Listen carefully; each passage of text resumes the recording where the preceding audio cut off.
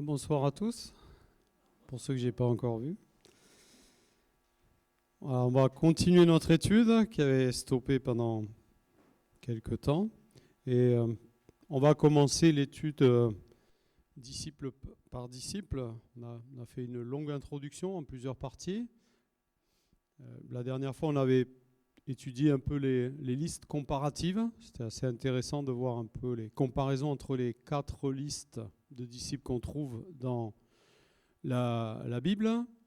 Elles sont dans quel livre, vous me rappelez? Pardon? Dans les évangiles. C'est pas tout à fait exact. Voilà.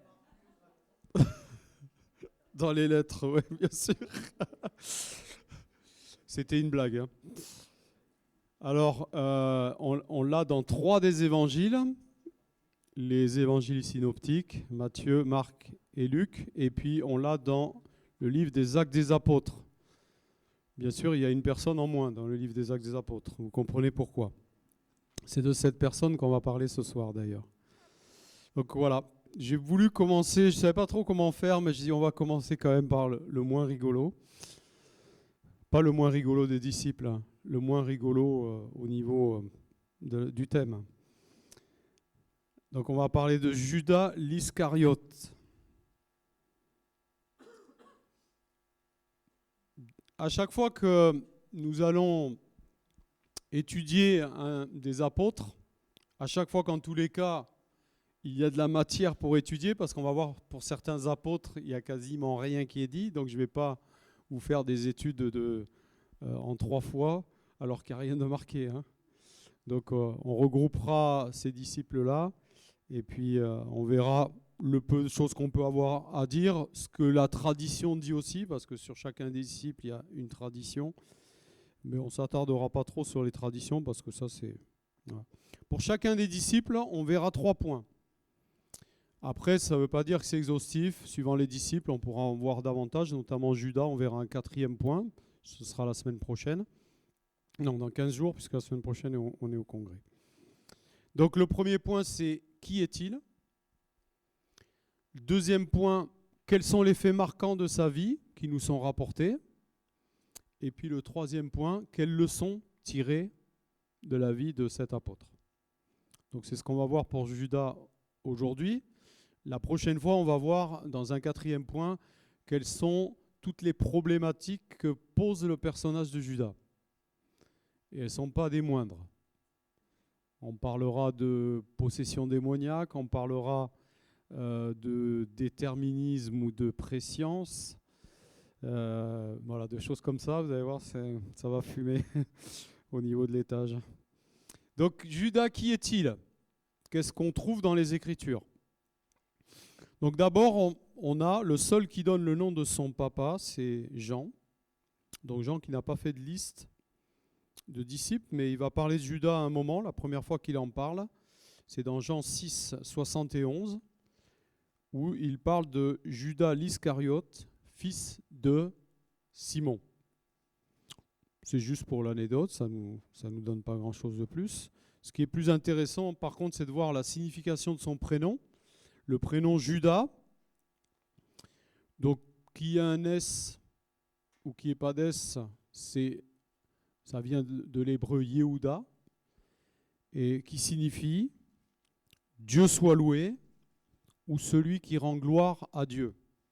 Si on ouvre nos Bibles dans Genèse 29, 35, on verra que lorsque Léa a accouché de Judas, bien, elle va dire quelque chose. Il nous est dit que Léa, quand l'Éternel a vu qu'elle n'était pas aimée par Jacob, il lui a donné des fils. Il va lui en donner 4. 4 d'affilée. Et le 4e, il s'appelle Judas. Elle tomba encore enceinte et enfanta un fils. Et elle dit, cette fois, je louerai l'Éternel. C'est pourquoi elle lui donna le nom de Judas. Et elle cessa d'enfanter. Donc vous voyez bien qu'il est dit, je louerai l'Éternel. C'est pourquoi elle l'appela Judas. Et donc la signification de ce nom, c'est je louerai l'Éternel, Dieu soit loué, ou celui qui porte ce nom, c'est celui qui rend gloire à Yahweh. C'était un prénom très répandu. On trouve plusieurs Judas dans la Bible. Vous savez combien ? Au moins 7 ou 8. Il y a 8 fois des Judas qui sont... Alors Judas, Jude, Judas avec S, Judas sans S, c'est le même prénom. Hein. Donc il y a Jacob, le fils de Jacob qu'on vient de citer. Il y a dans la généalogie de Jésus, dans Luc chapitre 3, on ne va pas les afficher, hein. C'est juste pour que vous puissiez les noter, ceux qui prennent des notes. Luc chapitre 3, verset 30, vous verrez que dans la généalogie de Jésus, vous avez un Judas qui est par là. Il y a aussi un homme qui a poussé à la révolte dans Actes chapitre 5, verset 37. Il y a aussi Ananias qui a été chargé d'aller voir Paul à Damas pour prier pour lui, et c'était dans la maison d'un nommé Judas. On trouve ça dans Actes chapitre 9, verset 11. Il est parlé aussi de Barnabas, qui était un surnom, et qui à la base s'appelait Judas également. Donc on trouve ça dans Actes chapitre 15, verset 22, versets 27 et 32. 15, 22, 27 et 32. Ça va, vous arrivez à suivre ? Et puis il est parlé de Thaddée aussi. Thaddée qui est nommé ainsi par, on l'a vu la dernière fois, il est nommé ainsi par Matthieu et Marc. Et on voit que Luc, vous savez que c'est Luc qui a écrit aussi le livre des Actes des Apôtres. Donc Luc est dans son évangile et dans le livre des Actes des Apôtres, il ne parle pas de Thaddée, il parle de Jude. Donc il a la même racine, le même prénom. Hein, et donc ça vous le trouvez dans Luc chapitre 6, verset 16 et Actes 1, 13. Donc il y avait de Yehuda dans les 12. Hein. Et puis il est parlé aussi du demi-frère de Jésus, Matthieu 13, 55, qui s'appelle Jude également. Donc ça pourrait être qu'une même personne, on l'a vu. Certains commentateurs disent que peut-être que le Jude qu'il y a dans les 12 apôtres serait un des demi-frères de Jésus qui est cité justement dans Matthieu 13, 55. Et puis il y a le personnage qui nous intéresse ce soir, donc Judas l'Iscariote. D'ailleurs, justement, les spécialistes disent qu'il est surnommé Judas l'Iscariote pour pas qu'on le confonde avec Jude. Dans Jean 14, 22, si tu peux l'afficher, on lit ceci. Jude, non pas l'Iscariote, lui dit « Seigneur, d'où vient que tu te feras connaître à nous et non au monde ?» Donc on est dans Jean 14, 22. Donc on est après que Judas ait quitté les 12. Vous savez que Judas a certainement, on ne peut pas en être sûr, parce que tout ne nous est pas précisé dans les évangiles, mais la dernière fois qu'on le voit avec les disciples, c'est au fameux repas de la Sainte Seine, dans Jean 13, où il est dit à la fin du chapitre, au verset 30 je crois, que Judas est parti, il est sorti. Et donc on est dans Jean 14, donc on est ensuite. Et donc là, Jean parle de Jude, donc Thaddée, et il précise non pas l'Iscariote. Donc ça peut nous indiquer effectivement que l'ajout Judas l'Iscariote permettait de le différencier de l'autre Jude qui était dans les 12. Comme on l'a vu dans la première partie de l'étude, le nom Iscariote signifie très certainement l'homme de Kériote. C'est un village qui est en Judée. Et si vous voulez vérifier que ce village existe bien, il en est déjà parlé dans Josué 15, 25. On ne va pas non plus le lire, mais vous pouvez le noter. Josué 15, 25 et Amos, chapitre 2, verset 2. Il est parlé de ce village de Kériote, donc qui se trouve en Judée, ce qui, on l'a vu, était une anomalie, entre guillemets, puisque tous les disciples sont galiléens. Donc il n'y aurait que Judas qui ne l'aurait pas été, mais voilà, on n'en est pas sûr à 100%, c'est la probabilité la plus forte. J'ai noté que le commentaire de la Bible Scofield, la Bible annotée, la Bible Hostie, la Bible Le Semeur, le commentaire biblique du chercheur, le nouveau commentaire biblique, la Bible Crampon, la traduction Chouraki favorisent cette hypothèse. Donc bon, on peut aller dans ce sens. Mais il existe deux autres hypothèses.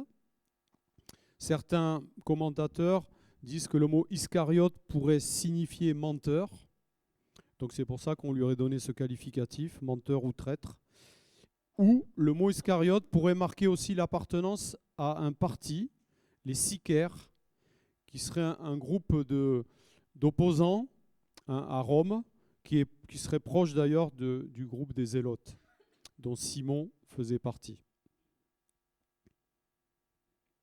Après, j'y ai fait allusion tout à l'heure, certains commentateurs disent non, Judas ne vient pas d'une ville de Judée, c'est pas possible, tous les disciples sont galiléens, donc il l'était aussi.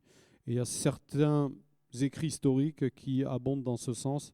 Donc c'est un peu difficile de s'y retrouver, mais comme je l'ai dit tout à l'heure, la majorité des commentateurs vont dans le sens que c'est pour désigner l'endroit d'où il vient. Dans les 4 évangiles, on peut remarquer, on a vu les listes la dernière fois, qu'est-ce que vous avez remarqué concernant Judas dans les 3 listes où il est? Il n'est pas dans la 4e des Actes, on l'a dit. Hein.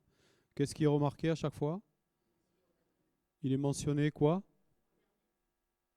Alors, il est toujours cité en dernier, oui, et c'est tout ce que vous avez remarqué?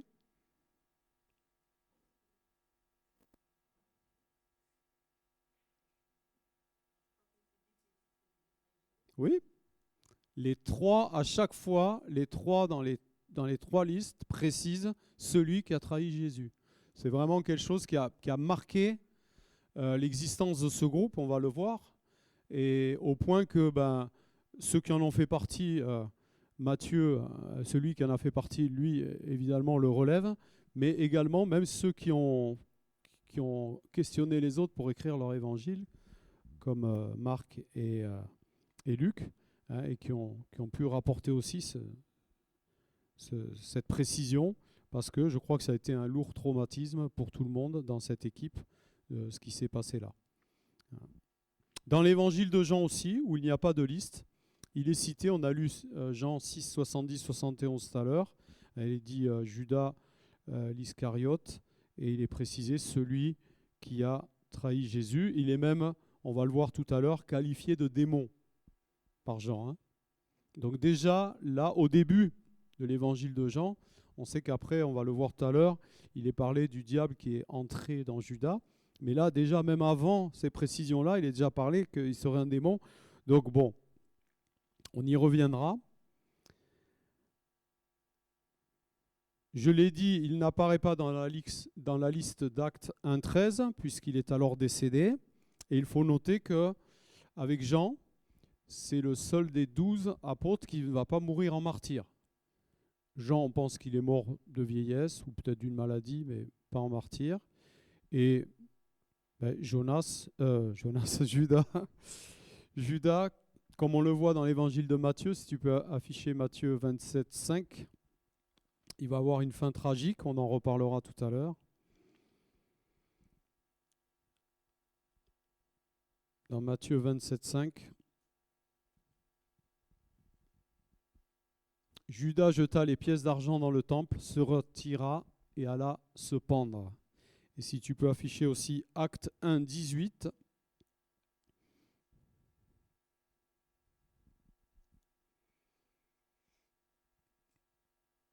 Cet homme, donc là, ils sont en train de parler de Judas, ayant acquis un champ avec le salaire du crime, est tombé, s'est rompu par le milieu du corps, et toutes ses entrailles se sont répandues. Vous voyez, on a des précisions un peu moins glamour, mais en fait, quoi qu'une pendaison, même sans précision, c'est pas très glamour non plus. Enfin, c'est une fin tragique pour cet homme. Hein, on commentera ça tout à l'heure. Et puis, je termine sur qui il est, en précisant simplement, si tu étais dans Actes, tu aurais pu aller Acte 1, 26, s'il te plaît, où il nous est dit qu'il va être remplacé par Matthias, voilà, qui a été tiré au sort pour remplacer Judas. Matthias, on l'a vu dans l'introduction de cette étude, il est cité qu'à cet endroit-là. Donc je ne vous ferai pas une étude sur Matthias. Le deuxième point que l'on va voir, c'est quels sont les faits marquants de sa vie qui nous sont rapportés. Ils sont essentiellement au nombre de 3. Le premier fait qu'on peut remarquer, il se trouve dans Jean chapitre 12, versets 1 à 8, qu'on va lire avec l'aide de notre chère Chloé que nous remercions pour son travail. 6 jours avant la Pâque, Jésus arriva à Béthanie où était Lazare qu'il avait ressuscité des morts. Là, on lui fit un souper, Marthe servait et Lazare était l'un de ceux qui se trouvaient à table avec lui. Marie, ayant pris une livre d'un parfum de nard pur de grand prix, oignit les pieds de Jésus et lui essuya les pieds avec ses cheveux, et la maison fut remplie de l'odeur du parfum. Un de ses disciples, Judas Iscariote, fils de Simon, celui qui devait le livrer, dit : « Pourquoi n'a-t-on pas vendu ce parfum 300 deniers pour les donner aux pauvres ? » Il disait cela non qu'il se mit en peine des pauvres, mais parce qu'il était voleur et que, tenant la bourse, il prenait ce qu'on y mettait. Mais Jésus dit : « Laissez-la garder ce parfum pour le jour de ma sépulture. Vous avez toujours les pauvres avec vous, mais vous ne m'avez pas toujours. » Amen. On découvre ici quelque chose que l'on ne trouve pas dans les autres évangiles, c'est que Judas, c'était le trésorier du groupe. C'est lui qui gérait les comptes de toute cette troupe qui entourait Jésus. On retrouve, vous pourrez le chercher, la même précision dans Jean chapitre 13, verset 29. Donc à 2 reprises, Jean fait remarquer ce point qui est important, je pense. Et on voit ici que dans ce qui se passe dans la maison de Lazare, Marie et Marthe, où Jésus, vous le savez, aimait se rendre, ce qui se passe là, à ce moment-là, dépasse l'intelligence du pauvre Judas. Il n'a pas compris la dimension illimitée de ce qu'on est à même de devoir offrir à Jésus. Il est choqué et je dirais que, pour ma part, je peux comprendre sa réaction. Je ne sais pas comment vous auriez réagi, vous, mais j'aurais aussi trouvé plus utile, plutôt que de donner un parfum à Jésus, que de donner à manger à quelqu'un qui a faim. En me disant, Jésus, il n'a pas besoin de nos parfums, il a plutôt besoin de nos louanges, de la consécration de nos vies, etc. Mais il y a une symbolique derrière que Judas certainement ne pouvait pas voir. Et puis Jésus précise aussi qu'il est en train de leur dire qu'il est vraiment pour très peu de temps encore avec eux. Et que c'est le moment de profiter de lui et de pouvoir lui donner tout ce qu'on peut lui donner. Parce qu'il va partir et il le dit en disant, vous l'avez lu, hein, il va parler de sa sépulture. Vous savez aussi qu'il y avait une onction de parfum sur les morts pour ces corps qui étaient conservés un certain temps, qui permettaient au corps de garder une bonne odeur. Et certainement que Jésus, alors qu'il a été crucifié, avait cette odeur sur lui. Parce que Marie avait pensé à lui, Marie avait fait cet acte vraiment de dévouement extraordinaire que Judas n'a pas compris.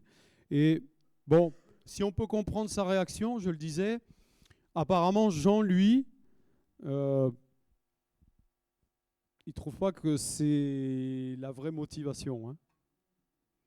Pour lui, ce n'est pas ça la motivation de Judas. C'est que certainement, s'il avait pu récupérer les 300 €, qu'on aurait eu 300 deniers, pardon. Oh là là, ça chauffe. C'est pour ça que je dis à ma femme de venir toujours, parce que ça permet de rectifier les bêtises que je raconte. Donc 300 deniers, 300 €, ça correspondrait même pas, hein, parce que on ne gagne pas 1 euro par journée de travail aujourd'hui, heureusement. Donc c'est pas bon ce que j'ai dit, pas bon du tout. Donc selon Jean, c'est dans les habitudes de Judas de détourner de l'argent de la caisse. Donc on se pose plusieurs questions à ce sujet, et les commentateurs s'en posent. Il y a plusieurs interprétations. Certains disent que Jean, il en voulait tellement à Judas de ce qu'il avait fait qu'il lui a chargé un peu la mule, comme on dit. Hein. Et d'autres disent, si c'est écrit, c'est que c'est inspiré, donc c'est que c'est la vérité. La question qui se pose alors, c'est comment Jésus a pu accepter d'avoir quelqu'un dans son équipe qui détourne l'argent et ne pas le virer. Parce que moi, si j'apprends que les trésoriers de l'Église détournent l'argent, vous m'en voudriez si je ne le faisais pas. je ne les virerai pas de l'église, mais je leur dirai, écoutez les gars, les comptes, c'est plus vous qui allez vous en occuper, hein, ça c'est sûr.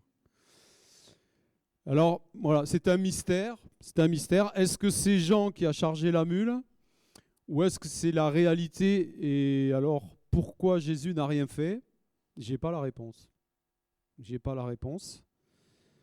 Peut-être que je sais pas. Non, je vais pas dire peut-être parce que je vais extrapoler alors que j'en ai pas le droit. Deuxième fait marquant de sa vie qui nous est raconté, c'est évidemment ce dont tout le monde parle quand on parle de Judas, la trahison de Jésus, son maître. Et elle se déroule, c'est intéressant de le signaler, elle se déroule en plusieurs étapes. Elle commence par un piège tendu par Satan. On voit, je l'ai dit tout à l'heure, dans Jean 6, 70, il est décrit déjà par Jésus comme un démon. Alors, est-ce que la parole de Jésus est prophétique pour dire ce qui va se passer, ou est-ce que déjà, dès le départ, Judas est possédé? Est-ce que c'est possible? Est-ce que c'est pas possible? On se posera la question la semaine prochaine. Donc on trouve dans Jean 6, 70, on l'a lu tout à l'heure, on va pas le relire, mais dans Luc 22, 3 et Jean 13, 27, donc deux témoins. Je vous rappelle que les évangiles ont été écrits par plusieurs personnes pour raconter les mêmes choses, pour attester que ces choses sont vraies. Donc quand c'est répété par plusieurs personnes, donc il y a Jean qui a été lui-même qui a côtoyé Jésus et Luc qui a enquêté pour connaître, il a interviewé des personnes pour connaître la vie de Jésus et il a écrit son évangile. Les deux disent la même chose, Luc 22, 3. Or Satan entra dans Judas, surnommé l'Iscariote, qui était du nombre des 12. Satan entra dans Judas. Et puis on lit dans Jean, chapitre 13, verset 27, on se retrouve dans le contexte de la scène où Jésus partage le repas de la Pâque avec les disciples, il va leur laver les pieds, mais il est précisé, quand il mange, il commence à dire que celui qui va manger le pain est celui qui va le trahir. Et dès que le morceau fut donné, Satan entra dans Judas. Jésus lui dit, ce que tu fais, fais-le promptement. Donc c'est tout un mystère. Pourquoi avoir choisi Judas en sachant qu'il allait le trahir? Est-ce qu'on peut affirmer qu'il est déjà possédé, je l'ai dit tout à l'heure, ou est-ce que le diable entre en lui à ce moment-là? Ça paraît plus logique. Dire qu'il est possédé depuis le début, ça ne colle pas avec ce qu'on vient de lire, puisqu'il est dit que le diable entre en lui. Donc, c'est un questionnement et on y reviendra la semaine prochaine. Ça, c'est la première étape. Dans toutes les choses mauvaises que nous faisons, il y a cette première étape où le diable vient. Alors, il ne nous possède pas forcément, heureusement, mais il vient. Et il vient et il essaye de nous séduire. Et malheureusement, Judas va être séduit. Et puis, c'est suivi par des actes. En premier lieu, il va rencontrer les chefs religieux. Donc, j'ai affiché les textes, Matthieu 26, 14, on ne va pas les lire, vous connaissez ces passages de la Bible, où Judas se rend auprès des sacrificateurs pour leur expliquer qu'il a l'intention de leur livrer Jésus. Donc, Matthieu 26, 14, Marc 4, 10 et Luc 22, 4.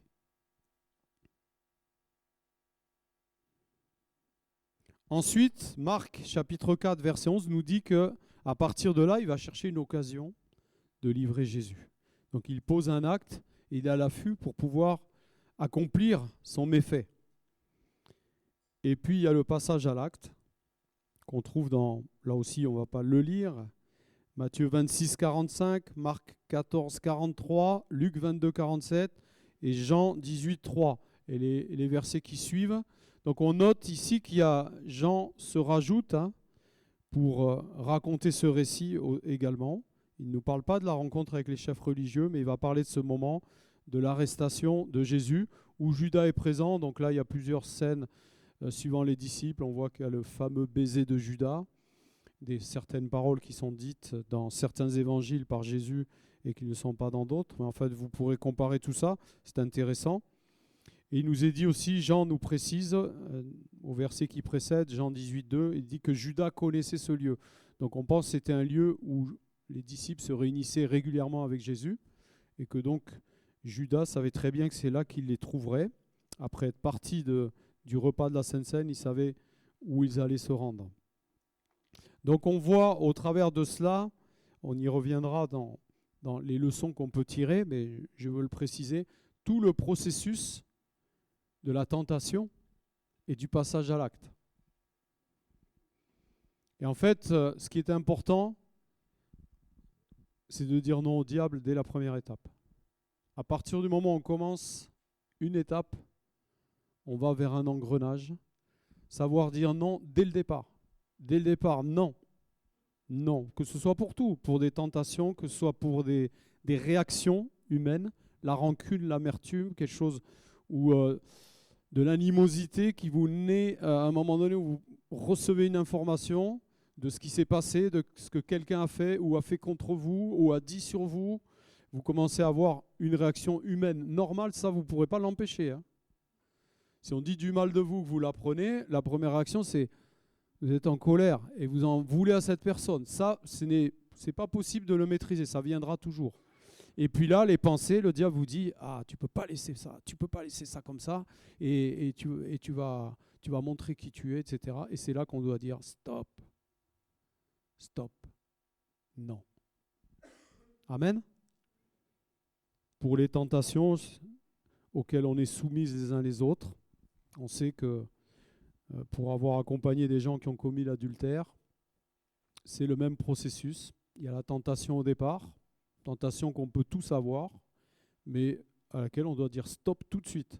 Si on commence à dire « Ah non, mais c'est pas grave, mais ça reste juste à l'intérieur, dans mes pensées, je vais rien faire de mal, mais c'est tellement agréable. » Alors on se laisse aller, et puis il y a une étape de plus qui est franchie, puis on va jusqu'au bout.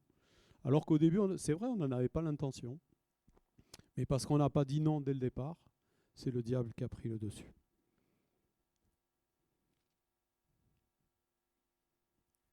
Et puis il y a sa fin tragique, troisième fait marquant de sa vie. Ce n'est pas une fin anodine. On l'a lu tout à l'heure dans Matthieu 27. C'est les versets 1 à 5. On n'a lu que le verset 5. Vous pouvez relire cela chez vous. Il va d'abord aller restituer l'argent que les sacrificateurs ne vont pas pouvoir accepter, mais ils vont acheter un fameux champ avec cet argent. En fait, je pense que Judas a été dépassé. Il ne pensait pas que ça irait si loin. Et donc il a été pris de remords. Il a vu que c'était terrible ce qu'il venait de faire. Alors il est parlé si tu peux l'afficher quand même, s'il te plaît, parce qu'il y a une phrase qu'il faut qu'on commente, qui est importante. Matthieu 27, 1 à 5, s'il te plaît.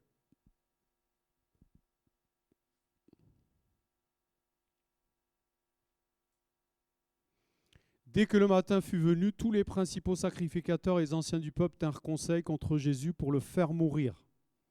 Après l'avoir lié, ils l'emmenèrent et le livrèrent à Ponce Pilate, le gouverneur. C'est là que Judas il va réagir. Alors Judas, qui l'avait livré, voyant qu'il était condamné, se repentit. Lui pensait que juste les chefs religieux allaient lui faire une remontrance ou faire. Non, là, il sent que c'est grave, que ça va loin. Donc il va se repentir. C'est là-dessus que je veux m'arrêter, parce qu'on va se dire, mais alors, il s'est repenti, donc il est pardonné. Sauf que le mot repentir ici n'est pas le mot qui est utilisé par exemple par Jean-Baptiste ou Jésus dans Matthieu chapitre 3 verset 2 et dans Matthieu 4 17. Vous savez, les premières prédications et de Jean-Baptiste et de Jésus, c'est « Repentez-vous car le royaume des cieux est proche ». On retrouve les mêmes phrases exactement dans ces deux passages de Matthieu. Et le terme qui est employé ici, je ne vous le dirai pas parce que je suis trop nul, mais c'est ce que je lis dans les commentaires, n'est pas du tout le même. Le terme ici, c'est juste un simple remords. Et un simple remords, nous le savons, ce n'est pas la repentance. Il a regretté, il s'est vu dépasser, mais il n'a pas vraiment fait acte de contrition. Et donc, D'ailleurs, je pense que si réellement il s'était repenti, il ne se serait pas suicidé. Puisque la repentance, elle amène au désir de transformation et de changement. C'est le grec métanoïa, qui est utilisé la plupart du temps, et qui signifie au-dessus de notre mentalité. Méta, c'est au-dessus de notre état d'esprit, donc avoir un nouvel état d'esprit, un changement de mentalité. Hein. Donc ce n'était pas du tout l'objectif de Judas, et il va donc se suicider, et donc mourir par pendaison, donc c'est un étranglement, hein, tout simplement. Et puis bon, vous avez vu les détails qui sont donnés dans le livre des Actes, c'est pas très réjouissant. Donc c'est une fin tragique pour quelqu'un qui a côtoyé le Seigneur pendant 3 ans, qui aurait dû terminer autrement. Quelle leçon on va tirer, troisième et dernier point pour ce soir, de sa vie? Alors j'en ai noté plusieurs. D'abord, c'est que Judas reste un personnage mystérieux. Ça donnera l'objet d'une étude entière dans 15 jours.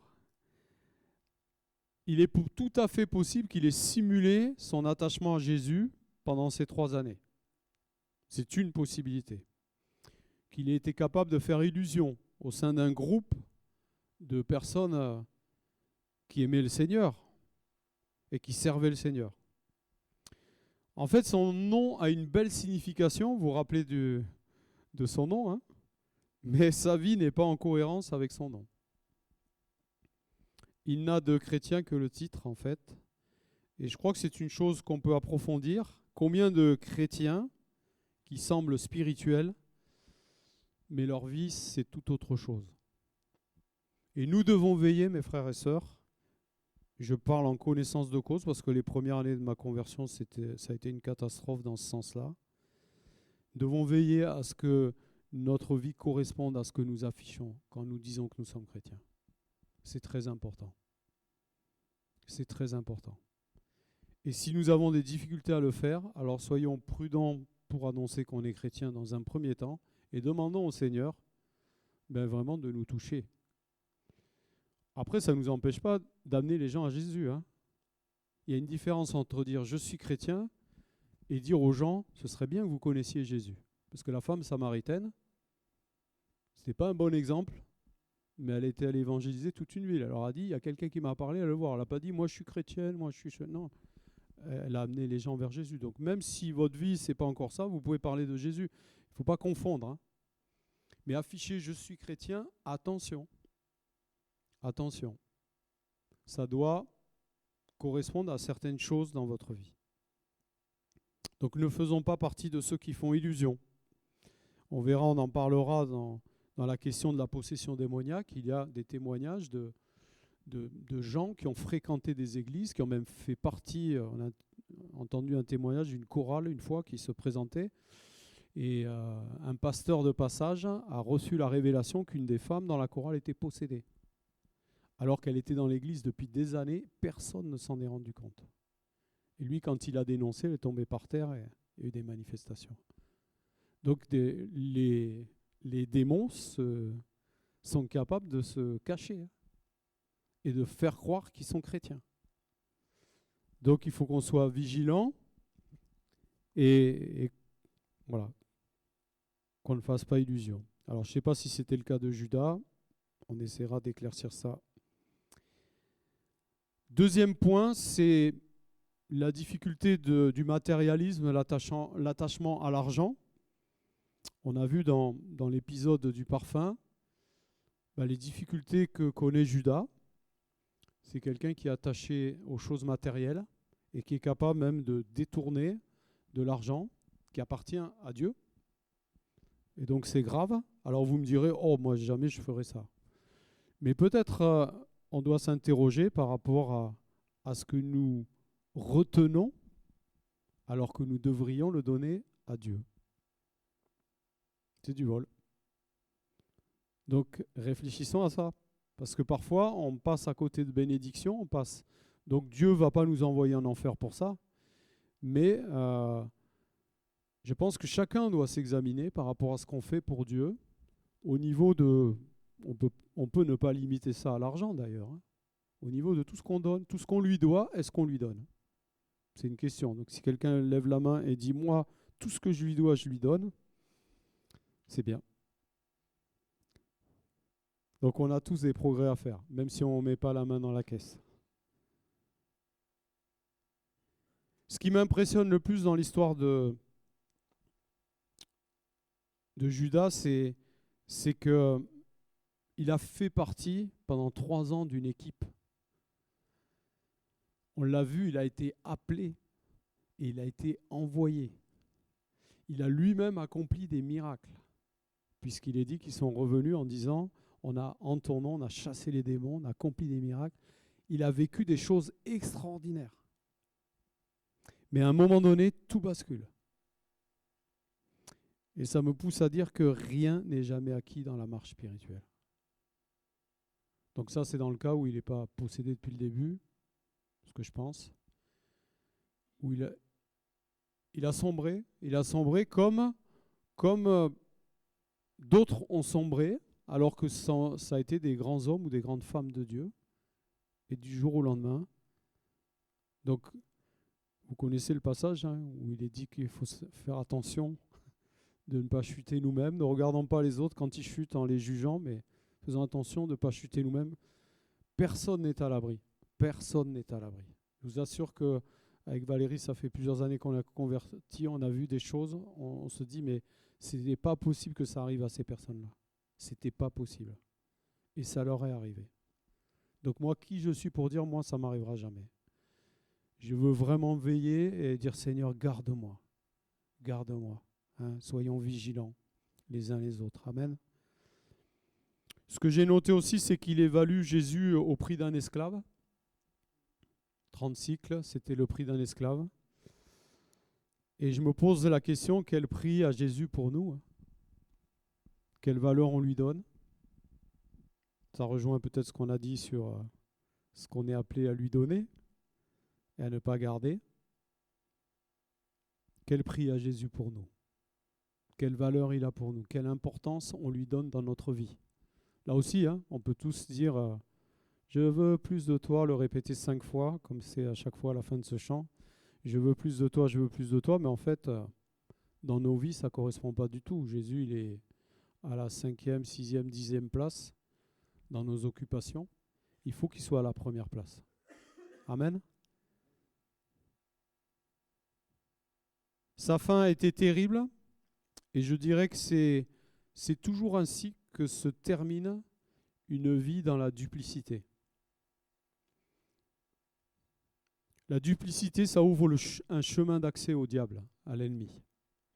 C'est pour ça que nous devons nous garder de jouer des rôles, de ne pas être franc.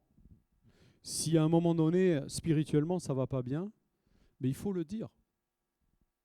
Il faut le dire. Moi, franchement, je bénis le Seigneur pour l'église de Colomiers où ce que j'entends des uns et des autres, on est rarement soumis au jugement des autres, des frères et sœurs. Et ça, c'est une grande qualité pour une église.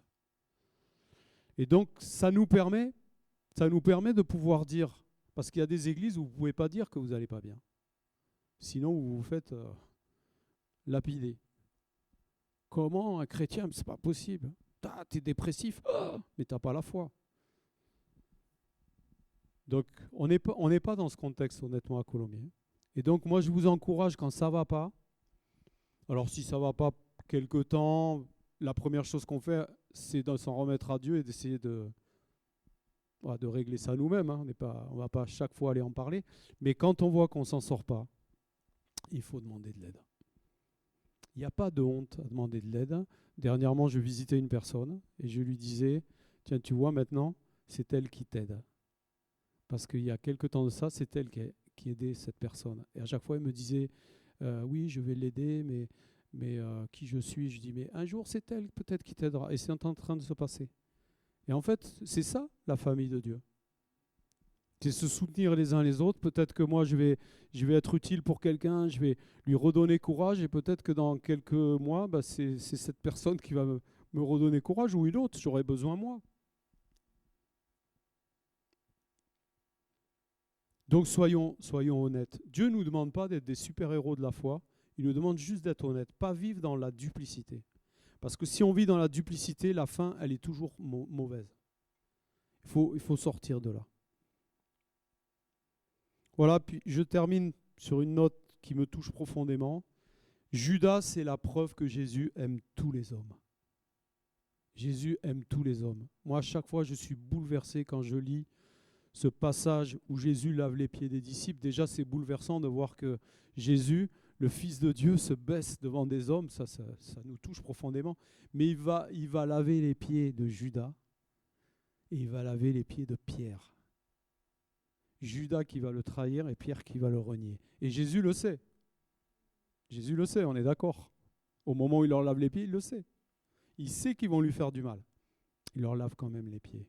Quel amour à notre Seigneur. Amen. Il a ce même amour pour nous, hein, heureusement.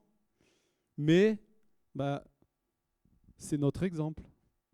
Et on veut avoir ce même amour pour aller s'abaisser et laver les pieds même de ceux qui nous ont fait du mal. Et là, on a besoin de son aide. C'est pas quelque chose de facile à faire. Si Jésus lui l'a fait vraiment, parce que c'est sa nature, nous, c'est pas notre nature. Donc, il faut vraiment que le Saint-Esprit nous aide, mais qu'on puisse le faire, au moins avoir le désir de le faire. Dire, Seigneur, c'est ce que je voudrais faire, même si c'est trop difficile pour moi, c'est à ça que je veux arriver. Amen. C'est encourageant de voir comment Jésus aussi, on l'a dit, hein, il a toléré ses exactions financières. Quel amour il a, notre Jésus, ça nous dépasse. Et on veut simplement lui rendre grâce, lui rendre gloire. Amen. Seigneur, merci pour ta parole, merci pour ce temps de partage. Seigneur, aide-nous aussi à comprendre. Tu vois la prochaine étude, Seigneur, éclaire-nous. Et puis s'il y a des choses qu'on ne doit pas savoir, eh bien, on l'acceptera. Merci Seigneur, merci de bénir chacun. Tu connais les cœurs et les besoins de chacun. Tu vois tout ce qui a été dit ce soir et ce qui peut concerner l'un ou l'autre est certainement très différent d'une personne à l'autre, mais je prie simplement que ta parole puisse porter du fruit maintenant dans chacun de nos cœurs. Au nom de Jésus et pour ta gloire. Amen.